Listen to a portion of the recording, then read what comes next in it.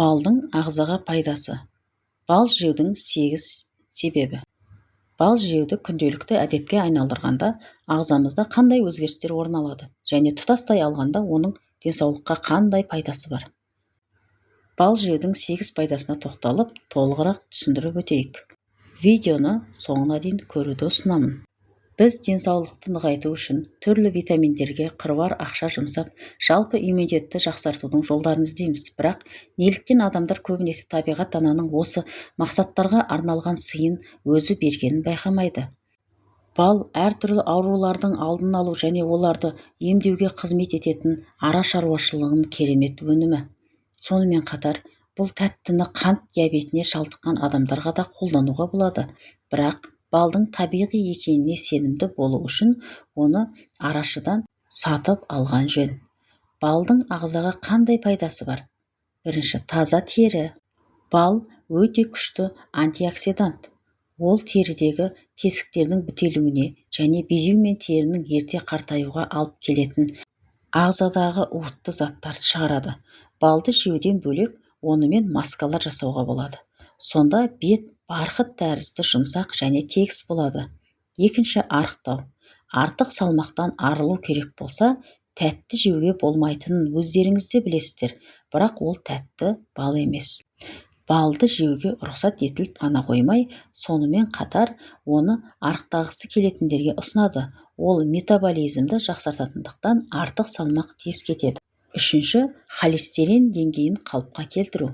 Бір қызығы, балдың құрамында холестерин жоқ, бірақ оның құрамында холестерин деңгейін төмендетуге көмектесетін микроэлементтер бар.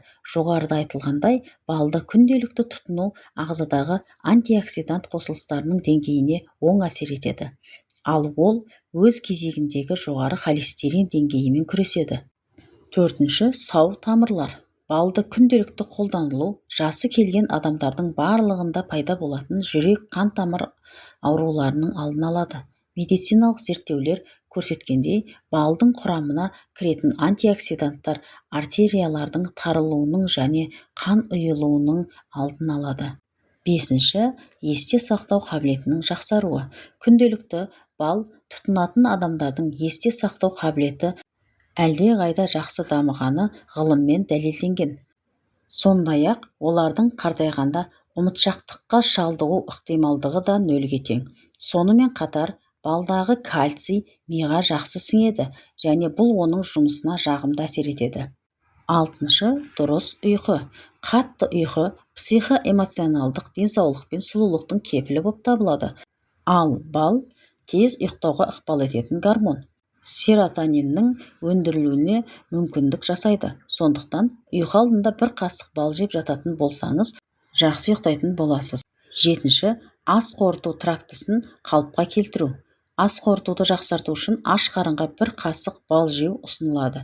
Осындай қарапайым рәсім асқазан ішек жолдары ауруларының пайда болуына жол бермейді. Сонымен қатар, бал асқазан жолында бактерияларды жояды. Сондай-ақ, асқазанның шырышты қабығындағы жараларды емдейді. Сегізінші, антидепрессант.